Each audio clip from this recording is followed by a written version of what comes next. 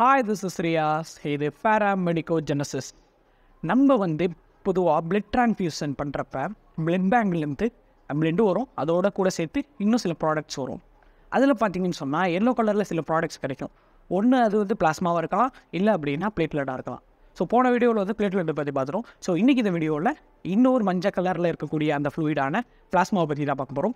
இந்த பிளாஸ்மா எப்படி இம்பார்ட்டன்ஸாக இருக்குது, ஏன் இதை யூஸ் பண்ணுறாங்க, இதில் என்னென்ன காம்போனன்ட் இருக்குது, இது யாருக்கு யாருக்கெல்லாம் யூஸ் பண்ணலாம், இதனால் என்ன அட்வர்ஸ் எஃபெக்ட் இருக்குது அப்படிங்கிறத இன்றைக்கி இந்த வீடியோவில் ஒரு முழுமையாக ஃபுல் பேக்கடாக பார்ப்போம். ஸோ இந்த வீடியோ முடிஞ்சோடனே நீங்கள் இந்த எஃப்எஃப்ஓ பற்றி ஒரு முழு தகவலையும் அறிஞ்சிக்குவீங்க அப்படிங்கிறத நான் நம்பிக்கை கொடுக்குறேன். ஸோ வீடியோ போகிறதுக்கு முன்னாடி லெட்ஸ் இன்ட்ரோ.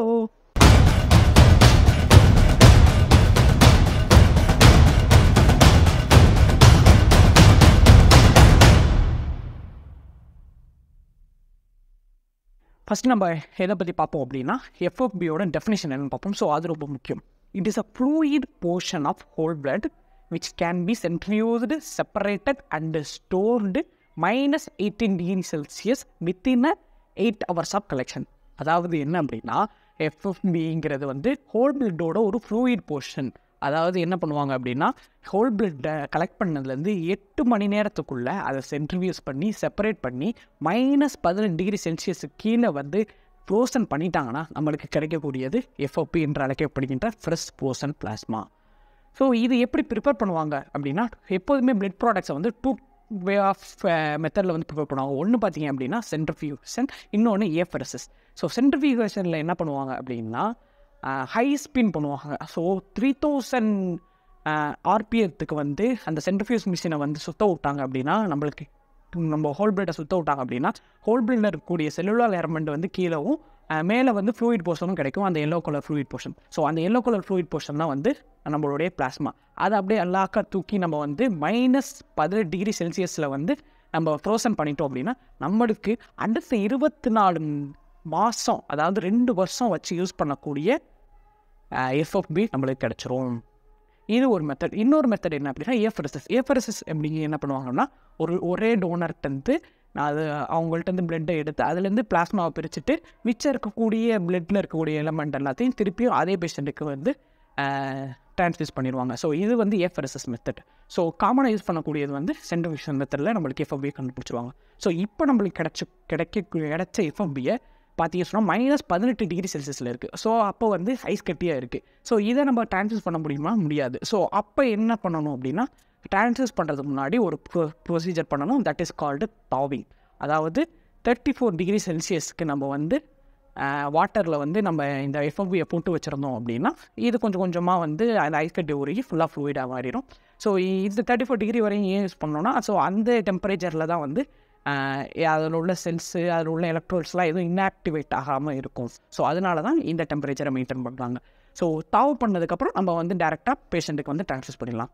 ஸோ அப்படி ட்ரான்ஸ்ஃபியூஸ் பண்ணுறப்ப நம்மளுக்கு ஒரு கேள்வி வரும். பொதுவாக நம்ம blood transfuse பண்ணுறப்பலாம் ABO compatibility test பார்ப்போம். என்ன பிளட் குரூப் பார்த்துட்டு அதே பிளட் குரூப்போட பிளட்டை தான் யூஸ் பண்ணுவோம். ஸோ இந்த பிளாஸ்மா ஏற்றுறப்ப இல்லை எஃப்எஃபி இது பண்ணுறப்ப நம்மளுக்கு அதே மாதிரி ஏபிஓ கம்பேட்டபிலிட்டி டெஸ்ட் பார்க்கணுமா, RH பாசிட்டிவ் டெஸ்ட் பார்க்கணுமா அப்படின்னா அக்கார்டிங் டு தியரி படி நம்ம பார்க்க தேவையில்லை. ஏன்னா இதில் ஆர்பிசி இல்லை. ஆர்பிசியில் ஆன்டிஜென் இருந்தால் தான் நம்மளுக்கு இன்கம்பேட்டபிலிட்டி ஏற்படும். ஸோ அதனால் இதில் ஆர்பிசி இல்லாதனால தியரி படி பார்க்க தேவையில்லை. ஆனால் பொதுவாக இங்கே பார்ப்பாங்க அப்படின்னா கண்டிப்பாக பார்ப்பாங்க. ஏன் அப்படின்னா இப்படி பிளட்டு நம்ம வேறு குரூப் ஆஃப் பிளாஸ்மாவை நம்ம ட்ரான்ஸ்ஃபியூஸ் பண்ணுற மூலமாக அதிகமாக அனஃபைலாக்டிக் ரியாக்ஷன் நடக்கிறதுனால ஸோ அதை தவிர்த்துக்கிறதுக்காக வேண்டி இந்த மாதிரி மெத்தடை யூஸ் பண்ணுறாங்க. ஏபிஓ கம்பேட்டபிலிட்டி டெஸ்ட்டை பார்த்து யூஸ் பண்ணுறாங்க. ஸோ இப்படி தான் இந்த எஃப்எஃபியை ட்ரான்ஸ்ஃபியூஸ் பண்ணுறாங்க. நம்ம இப்படி உருவாக்கி இருக்கக்கூடிய இந்த எஃப்எஃபியில் என்னென்ன காம்போனன்ட்ஸ் உள்ளடக்கி இருக்குது அப்படிங்கிறத பார்க்குறது ரொம்ப முக்கியம். ஸோ இதில் பொதுவாக 5 வகையான காம்போனன்ட் உள்ளடக்கி இருக்குது. ஒன்று பார்த்தீங்கன்னு சொன்னால் பிளாஸ்மா ப்ரோட்டீன்ஸ், 2வது அதர் ப்ரோட்டீன்ஸ், 3வது கொயாங்குலேஷன் இன்ஹிபிட்டர்ஸ், 4வது பார்த்தீங்கன்னு சொன்னால் எலக்ட்ரோலைட், 5வது வாட்டர்.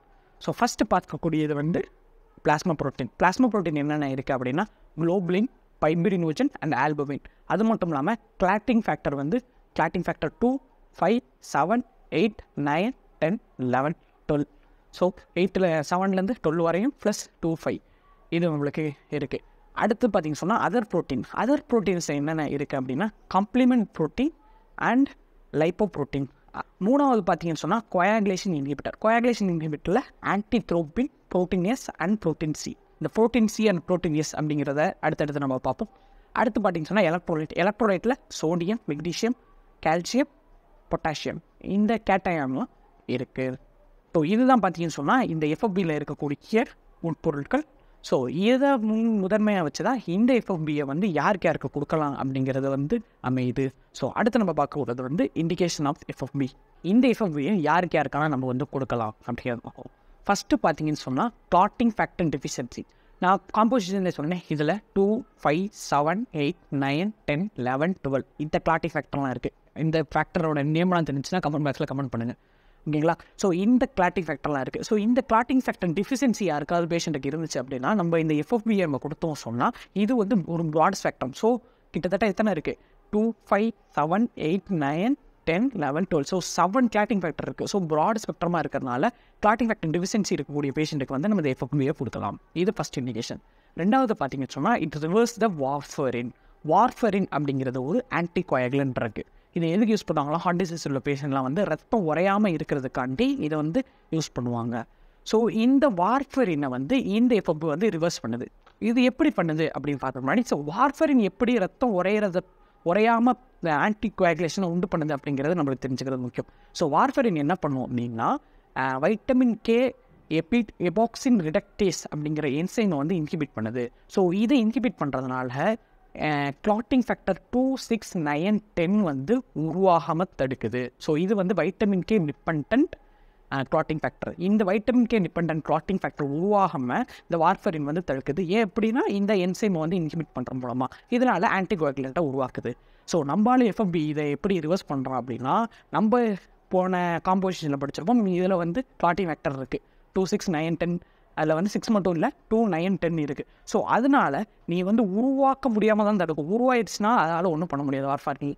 ஸோ அப்போது வந்து நம்ம கிளாட்டிங் ஃபேக்டர் வந்துடும். அதனால் கோயாகுலேஷனை வந்து இது வந்து உருவாக்கிடும். ஸோ இது மூலமாக வந்து இந்த வார்ஃபரினை வந்து இந்த எஃப்எஃபி வந்து ரிவர்ஸ் பண்ணுது. ஸோ இது எங்கே யூஸ் ஆகுது அப்படின்னா ஸோ பொதுவாக இந்த வார்ஃபரின் தெரப்பி எடுத்துருக்கக்கூடிய பேஷண்ட் வந்து ஒரு ட்ராமா ஆகி ப்ளீடிங் அதிகமாக போயிட்டு இருக்கப்போ வந்து நம்ம அந்த ஏற்கனவே அவங்களுக்கு ப்ளீடிங் இதனால் இருந்தனாலும் வார்ஃபரின் யூஸ் பண்ணுறதுனால அவங்களுக்கு கோயாகுலேஷன் ஆகாமல் ஆன்டிகோயாகுலேஷன் ஸ்டேட்டில் இருப்பாங்க. ஸோ ப்ளீடிங் அதிகமாக போகும். ஸோ அந்த மாதிரி நேரத்துலையும் இல்லை அந்த மாதிரி பேஷண்ட்டுக்கு சர்ஜரி பண்ணனாலும் இல்லை வார்ஃபரின் ஓவர் டோஸ் ஆனாலும் இந்த எஃப்எஃபியை கொடுத்து நம்ம வந்து ரிவர்ஸ் பண்ணலாம். ஸோ இதுதான் வந்து ரெண்டாவது இண்டிகேஷன். இப்போ மூணாவது இண்டிகேஷன் என்ன அப்படின்னா மேசிவ் பிளட் ட்ரான்ஸ்ஃபியூஷனில் நம்ம இந்த பிளாஸ்மா எஃப்எஃபியை வந்து யூஸ் பண்ணுவோம். ஸோ பொதுவாக இந்த மேசிவ் பிளட் ட்ரான்ஸ்ஃபியூஷன் அப்படிங்கிற டெக்னிக் எப்போ யூஸ் பண்ணுவோம் அப்படின்னா பிளட் லாஸ் வந்து ரொம்ப அளவுக்கு அதிகமாக ஆயிடுச்சு அப்படின்னா நம்ம யூஸ் பண்ணக்கூடிய டெக்னிக் வந்து மேசிவ் பிளட் ட்ரான்ஸ்ஃபியூஷன். இந்த மேசிவ் பிளட் ட்ரான்ஸ்ஃபியூஷனில் வந்து 4 விஷயத்தை நம்ம வந்து அச்சீவ் பண்ணணும். ஒன்று வந்து கோயாகுலபிலிட்டி கரெக்ட் பண்ணணும், ரெண்டாவது கிளாட்டிங் ஃபேக்டரை ரீப்ளேஸ் பண்ணணும், மூணாவது வந்து த்ராம்பட்டிக் காம்ப்ளிகேஷன் இல்லாமல் இருக்கணும், நான்காவது வந்து வால்யூம் எக்ஸ்பேண்ட் ஆகணும். ஓகேவா? ஸோ இந்த 4 விஷயத்தை வந்து நம்ம வந்து மேசிவ் பிளட் ட்ரான்ஸ்ஃபியூஷன் என்பிடியில் வந்து நம்ம அச்சீவ் பண்ணணும். ஃபஸ்ட்டு என்ன அப்படின்னா கோயாகுலபிலிட்டியை வந்து கரெக்ட் பண்ணணும், ப்ளீடிங்கை வந்து கரெக்ட் பண்ணணும். ஸோ நம்மள்கிட்ட இருக்கக்கூடிய இந்த எஃப்எஃபியில் பார்த்தீங்கன்னு சொன்னால் கிளாட்டிங் ஃபேக்டர்ஸ் அதிகமாக இருக்கிறதுனால கிளாட்டிங் ஃபேக்டர் போய்ட்டு ப்ளீடிங்கை வந்து அரெஸ்ட் பண்ணிடுவோம்.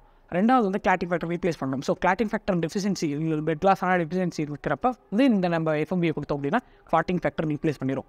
அடுத்து மூணாவது வந்து த்ராம்போட்டிக் காம்ப்ளிகேஷன் இல்லாமல் பண்ணணும். ஸோ இதில் வந்து நான் காம்போசிஷன் சொல்கிறப்ப சொன்னேன், இதில் வந்து protein C and protein S அப்படிங்கிற ஒரு மேட்ரு இருக்குது அப்படின்னு சொன்னேன். இந்த protein C and protein S என்ன அப்படின்னா புரோட்டீன் சி அப்படிங்கிறது வந்து ஒரு வைட்டமின் கேவோட ஒரு ஃப்ரெண்டு மாதிரி. இந்த ரெண்டுமே வந்து வைட்டமின் கேவோட ஒரு அடியாள் அப்படின்னு வச்சுக்கோம். இந்த protein C and protein S வந்து அவங்க 2 பேர் ஃப்ரெண்டு. ஸோ இந்த protein C and protein S இது ரெண்டுமே வந்து வைட்டமின் கேவுக்கு வந்து உதவி பண்ணும். ஸோ வைட்டமின் கே எதுக்கு அப்படின்னா ரத்தம் உறையாமை ஆன்டிகோயாகுலேஷனுக்கு வந்து காரணமாக அமையுது. ஸோ இந்த protein C and protein S வந்து இந்த ரத்தம் உறையாமல் இருக்கிறதுக்கு வந்து ஹெல்ப் பண்ணுது. எப்படி கிளாட்டிங் ஃபேக்டர் ரத்தம் உறையிறதுக்கு ஹெல்ப் பண்ணுதோ அது மட்டும் இல்லாமல் இந்த protein C and protein S வந்து ரத்தம் உறையாமைக்கும் ஹெல்ப் பண்ணுது. ஸோ இது ரெண்டுமே வந்து பேலன்ஸாக இருக்கக்கூடியது தான் வந்து நம்ம எஃப்எஃபி. புரியுதா? ஸோ இதுதான் வந்து புரோட்டீன் சி அண்ட் புரோட்டீன் எஸோட த்ராம்பட்டிக் காம்ப்ளிகேஷனை கம்மி பண்ணுறதுக்கு காரணம் அமையுது. அடுத்து வந்து வால்யூம் எக்ஸ்பேண்ட் ஆகணும். ஸோ எஃப்எஃபி நம்ம கொடுக்குறதுனால அதோடைய வால்யூமும் வந்து எக்ஸ்பேண்ட் ஆகுது. ஸோ இந்த 4 விஷயத்தையும் வந்து பார்த்திங்கன்னு சொன்னால் இந்த எஃப்எஃபி அச்சீவ் பண்ணுறதுனால மேசிவ் பிளட் ட்ரான்ஸ்ஃபியூஷனில் வந்து 1:1:1 அப்படிங்கிற ரேஷியோவில் வந்து ஆர்பிசி எஃப்எஃபி அண்ட் பிளேட்லெட்டை வந்து பொதுவாக ட்ரான்ஸ்ஃபியூஸ் பண்ணிட்டு வராங்க. ஸோ இது ஒரு இண்டிகேஷன். அடுத்து 4வது இண்டிகேஷன் என்ன அப்படின்னா, இம்யூனோ டிஃபிஷியன்சி இருக்கக்கூடிய பேஷண்ட்டுக்கும் நம்ம வந்து இந்த எஃப்எஃபியை கொடுக்கலாம்.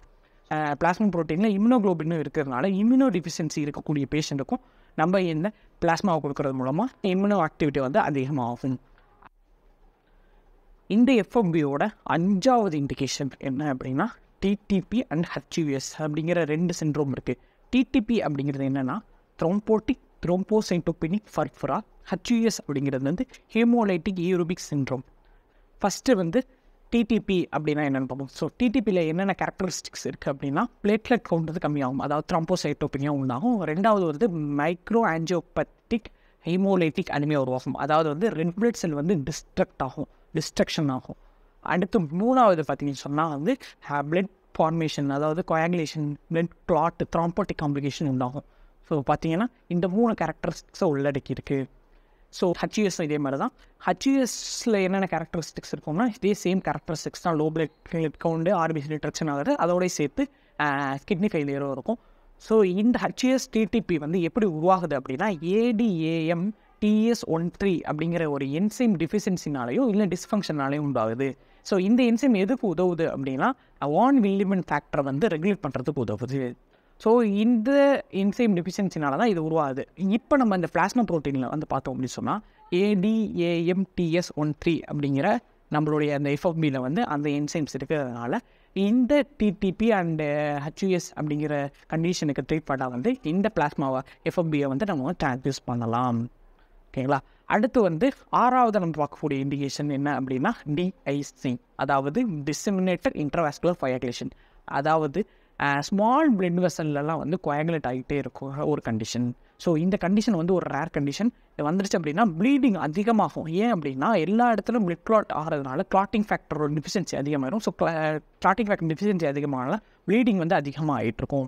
ஸோ இந்த கண்டிஷனில் வந்து ப்ளீடிங்கை நிப்பாட்டுறதுக்கு நம்ம வந்து எஃப்எஃபியை கொடுக்கறது மூலமாக வந்து நம்மளோட கிளாட்டிங் ஃபேக்டரை ரீப்ளேஸ் பண்ணிடலாம், அதே சமயத்தில் ப்ளீடிங்கை வந்து கண்ட்ரோல் பண்ணிடலாம். ஸோ இந்த இண்டிகேஷன்லேயும் வந்து எஃப்எஃபியை கொடுக்குறாங்க. நம்மளால் சில லிவர் டிசீஸ்க்கு protein C, protein S deficiency இருக்க பேஷண்ட்டுக்கு கூட இந்த எஃப்எஃபியை வந்து நம்ம வந்து டிரான்ஸ்யூஸ் பண்ணலாம்.